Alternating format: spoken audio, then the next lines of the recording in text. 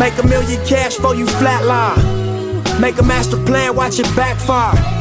Burn it all down and collect the ashes. Build it back, respect your passion. Witness to some shit that you shouldn't see.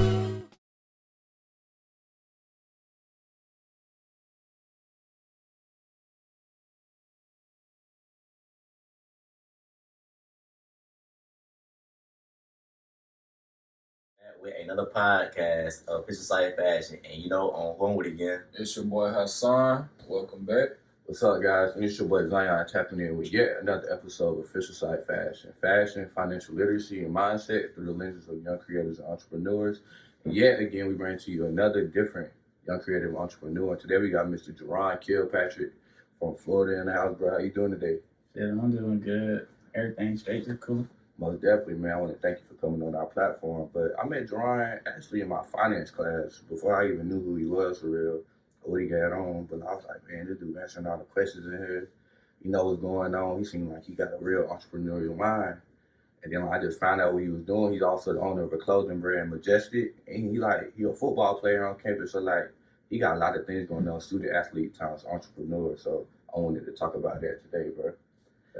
So, man, let's start from the beginning, bro. So, if we asked a young Ja'Ron what he wanted to be like as a child, what would he have told us? I honestly will tell you, I want to play basketball. Because all my brothers play basketball. Growing up, I just wanted to play basketball, but, football just made my way. So, I wanted to go to college for free, and football paid that way. So, you started at hoop? Yeah, I used to hoop. But then once we got in, high school, fell in love with football more because I wanted to be more physical. Mm-hmm. Yeah. So, coming from Florida, the transition from Florida to South Carolina is very different. And I know we talked about this before the camera started, but, you didn't have the typical college to high school transition. So, how coming up playing football and going to college and going to JUCO route, then the Benedict route, how does that affect you? And, what was your mindset from the beginning to now? So, basically, going to JUCO, the main thing is, you either play 1 year and get out or you play 2 and get out. So I was just going there trying to get out. That was my main thing. But it was cold, so I'm already knowing, I wasn't trying to stay there forever type of shit. So, It was just so cold. But then transitioning from JUCO to South Carolina, it was okay, I just went from freezing cold to it's a little warmer now, but it still get cold. Yeah. So everything was straight. But from Florida and South Carolina, it's Florida is humidity hot. But in South Carolina, it's just hot. Exactly. Yeah. So when you say JUCO, is there a lot of just competition? Everybody trying to get out and go to a different school, or where it's a home base where everybody family and y'all on the same mission? Well, really, you go JUCO to get another chance at recruiting or whatever. Right. So when you get there, if you make family, you make family. But really, people trying to just get out. Yeah. So get in, get out. They ain't worry about nothing else. They just trying to get out. You got that tunnel vision out there in JUCO. But Yeah. So if you could just describe your work ethic during that time, what was you how was you wired up? Was you man, this is straight business. I ain't going for nothing. I'm just trying to get out of here. Or you was I'm trying to take this experience or what it is. What was you thinking? What was your head at?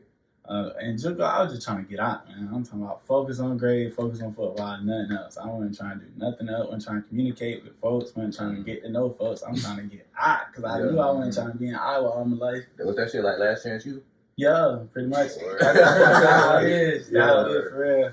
I ain't gonna count. That's kind of a meditative state to be in, though, especially for such a long time when you just, like I said, got that tunnel vision. So, if you could kind of explain how you think that transitioned over into, you being in quarantine when that happened and being at Benedict and everything. Because I know that kind of mindset had to transition over with you. You ain't just leave it in Iowa.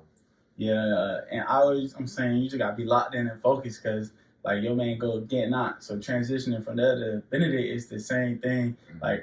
I ain't trying to be at Benedict forever.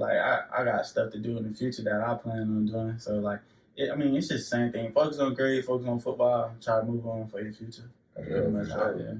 But we seen when you got to Benedict, you made the pivot a little bit. You started the Majestic thing. So where did your fashion sense come from in general? Who inspired you on that too? So at first it was my cousin named Nunky. Shout out to him, but free him at the same time. Free my cousin Nunky, man. But basically, he was into all the jeans and ripped jeans and putting on crazy clothes, and then I sort of fell in love with it, and I'm into it a little bit. But when I got to Benedict, that wasn't like I started putting patches on hats and stuff. And then shout out to my boy named Sad. He really told me like I should really run with it because the hat was fire. Then like I just posted on Instagram, and more people started saying the hat was fire and they need one. So I just went ahead and went with it. Most definitely, for sure. And I know you said it's like this like before the camera started. So what do like the Majestic mean though? Okay, so like Majestic mean like basically when you put it on, I want you to basically be yourself, like no matter what folks say. So like when you think of Majestic, you think of like a unicorn. Like no matter what you say about a unicorn, it's still gonna be a unicorn at the end of the day. That's how I want people to feel when they wear my stuff. No matter what they tell you about the clothing or how you look in it, you still be yourself. I like that. That's an important message, being the individual, for sure. And I wanted to ask too, like, how did you incorporate the entrepreneurial aspect of your life into the athletics and academics? Because I know that's a big thing to add on.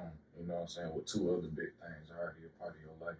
Yeah. So basically, the entrepreneurial it's just like it fit perfect for me. Like I don't know about other people and stuff like that, but I feel like it fit perfect for me because like it's all about in my life it's networking. So like you talk to this person, they talk to that person because I believe it's not about what you know, it's who you know nowadays. Exactly. You say that all the time. That's the biggest thing with me. So that going along with football, I know a lot of people through football. So like how I say I went to JUCO, like I know folks from Iowa. I know like and same thing with Benedict. A lot of people come in from different places. So like that's just more network. So I know really a lot of people like here and there. Word. So it's almost seamless for you because you already on the mindset that you need to be networking and talking to people, and that's one of the biggest aspects of entrepreneurship. Yeah, that just go with it because like now you can communicate with a lot of people and like say I know somebody from Louisiana. Well, he may know somebody and he got my brand on. They like my brand. Now we all just going back and forth, and it's going all over. Like one thing I realized, a lot of people don't think like that, especially like where we at now in college. But like, let me ask you this: do you feel like people our age know how to talk to people? Actually, I honestly don't think people know how to talk to people. But I mean, I feel like more people go to college to kind of get out there and like and see the world. Because you know, in high school, some folks may not be out there and seeing the world and talking to people a lot. But when they get to college, that's when they meet new people. Because like your campus be filled with like tons of people. So like just out there at parties interacting. For sure. People, So like, what has going to HBCU like Benedict done for you? Because you was going to Iowa to Benedict. That shit got to be totally different. So like, and just in terms of the atmosphere, what's going on. So like, what has the HBCU done for you as an athlete, as an entrepreneur, and as a person in general? HBCU, it really like the atmosphere turned like it's way better than when I was in Iowa. Just off the fact that like I'm at an HBCU, like. A lot of people go to HBCU because of the parties and stuff like that. It's lit like that, but you got to think like it's not just everybody partying. Like everybody got their own thing they trying to do, and it's actually good that when you communicate with folks, they actually tell other people stuff. So like you may learn something from somebody else, or you may learn something from this person, and it all just go together.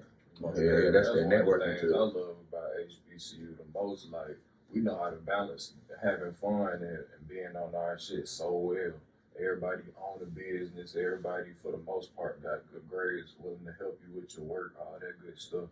But then they just is, adamant about going to a party or, what I'm saying, let's get together for a kickback. Like, I love that. Most definitely. And do y'all think, like, the pandemic had fucked up y'all college, like, just experience? Because I know that BNZ talking about, y'all being in and out, like, online and hybrid. So do you think that kind of effed up, like, the communication as in people, like, just, like, to open up and stuff?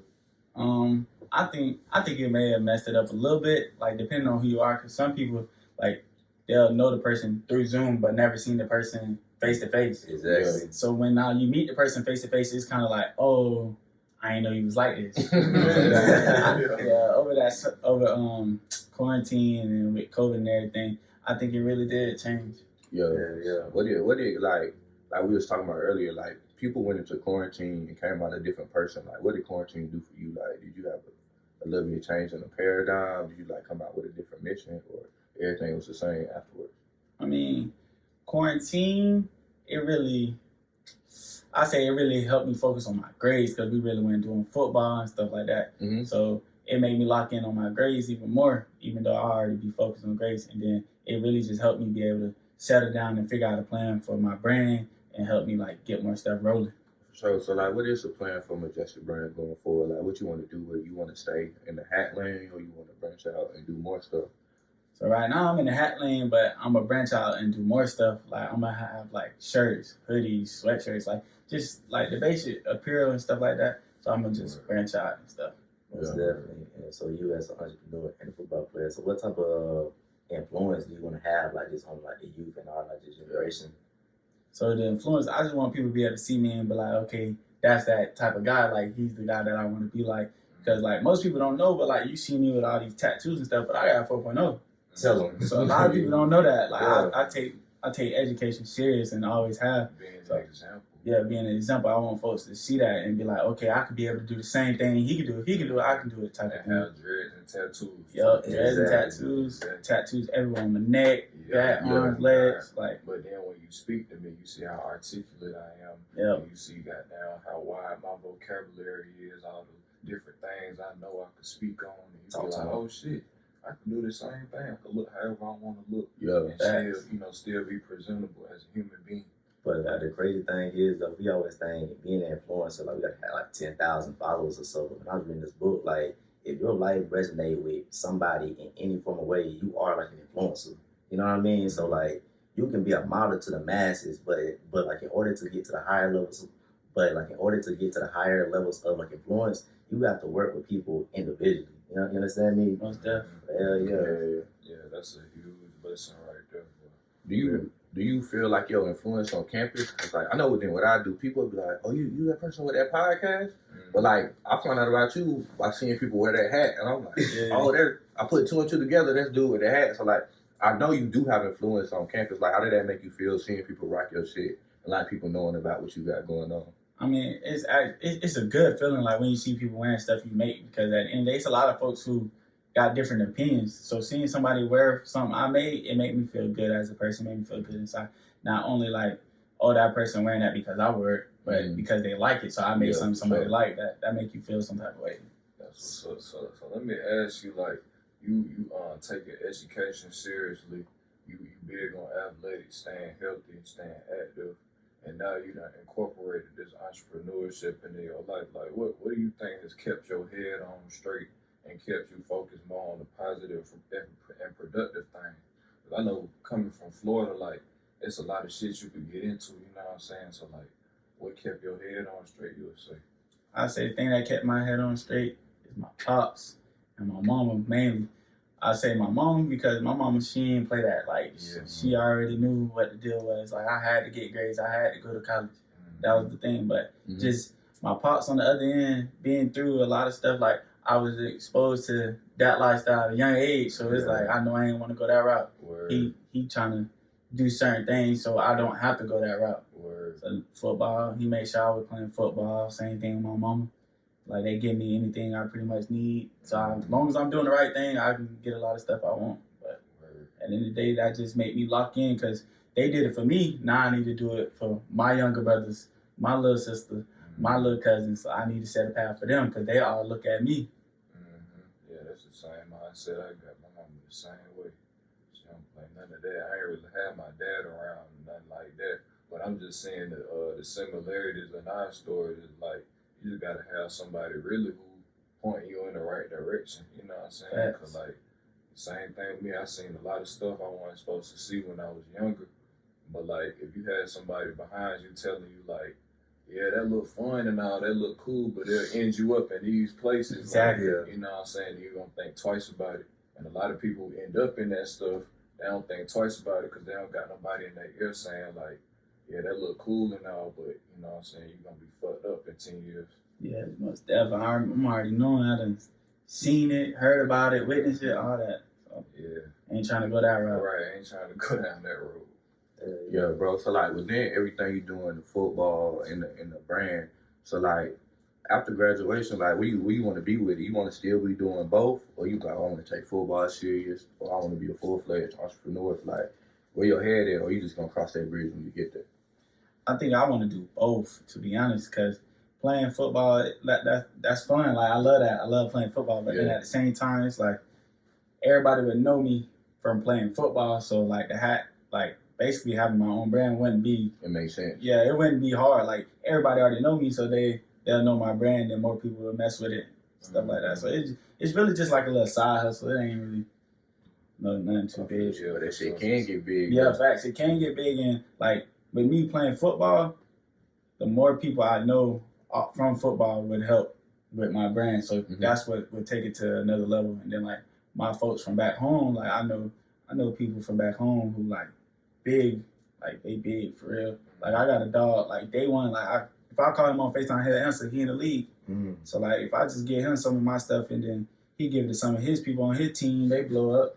So yeah, it's just back to the networking thing, bro. That shit's so important. That's one thing we learned, like within meeting new people, interviewing different people. Like that's really the beautiful part about this shit, because we can call so and so, be like, I'm trying to get this done.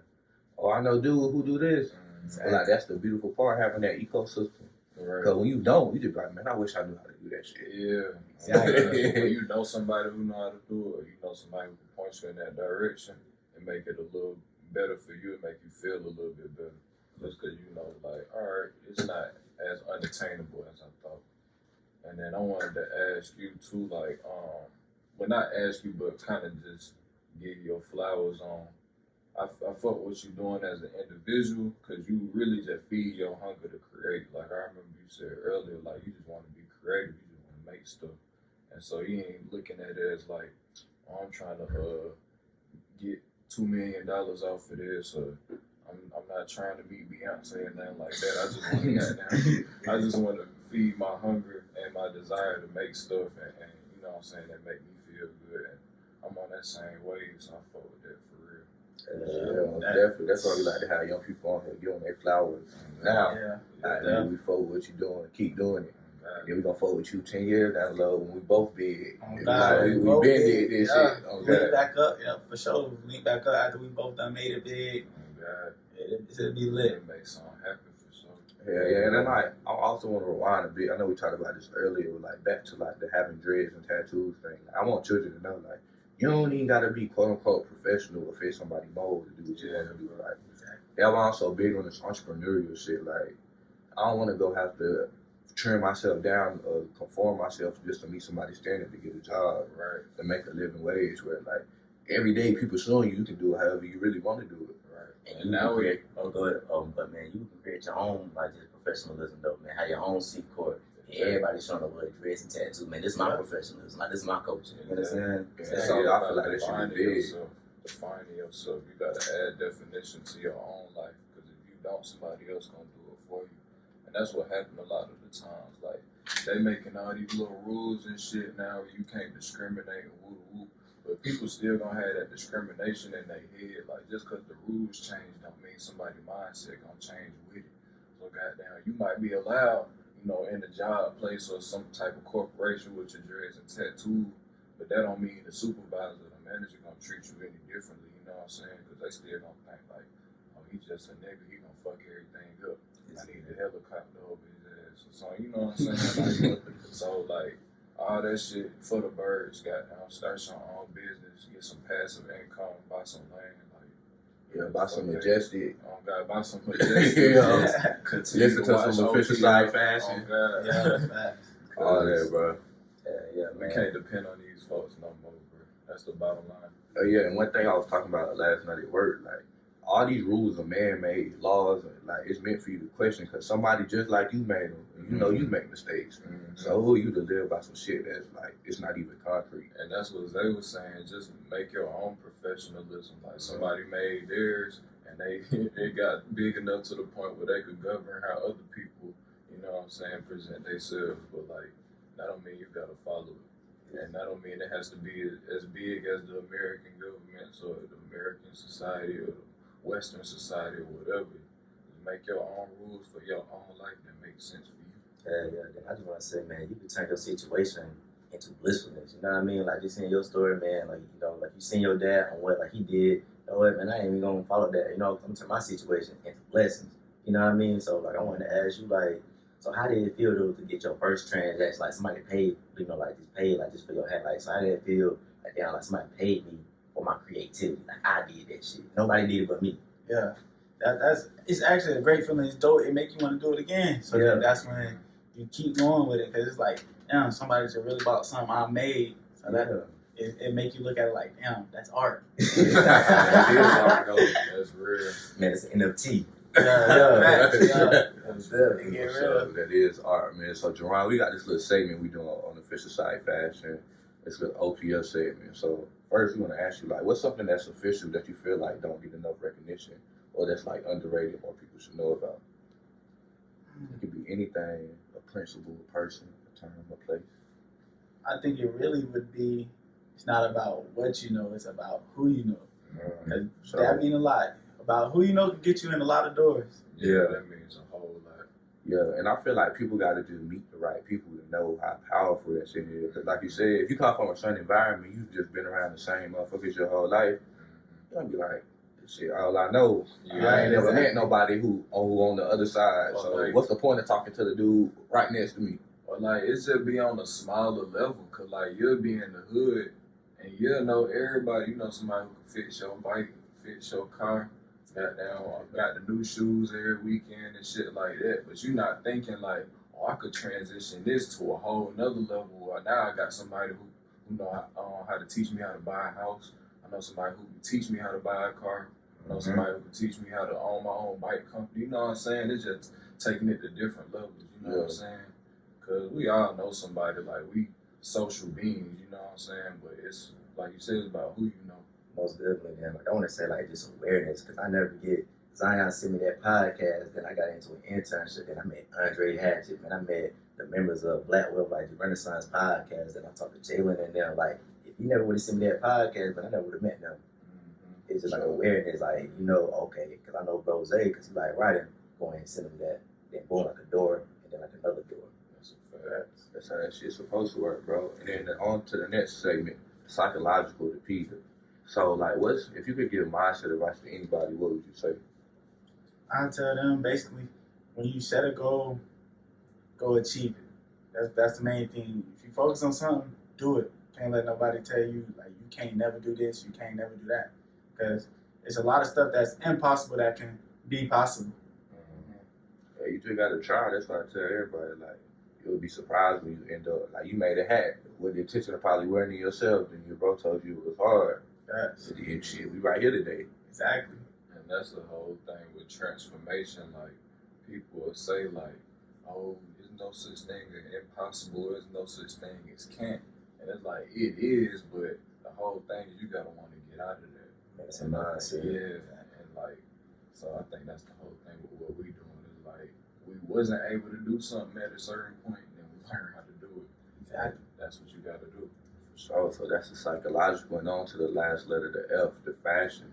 If you could describe your style in 3 or less words, what would you say? And rate your drip 1 through 10. 3 or less words. Yes, 3 or less words. I'll say creative, bold, and simple. Okay. Now what's the drip 1 through 10? My drip 1 through 10. Yeah. Yeah, off the scale. Off the scale. Yeah. All right, for sure. So, Ja'Ron, if the people want to find you, Majestic, they want to watch your highlights, all of it, what would they find you at? Y'all can find me on Instagram at big.d, the number 0 NUT. For sure. What about the Majestic page? Where people can find Majestic at? The Majestic page is 20.majestic. Y'all can find me on Instagram. Simple. Most definitely. Y'all be sure to tap in with Ja'Ron, shop Majestic, DM him for the hats, tell him to drop some new shit.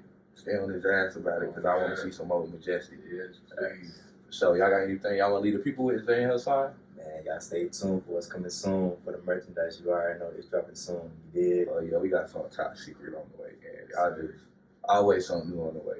Don't never think it's not nothing new on the way. We always working. For sure, bro. And thank you for coming through. Appreciate it. Yeah, Tell bro. them what position you play real quick. Oh, I play DB. Yeah, Yeah, for yeah. sure. Number 0. You Yeah, know, fact 0. he gonna stand out on the field. Yeah, y'all go gotta come to the check out Benedict College football games, man. So, OPL out.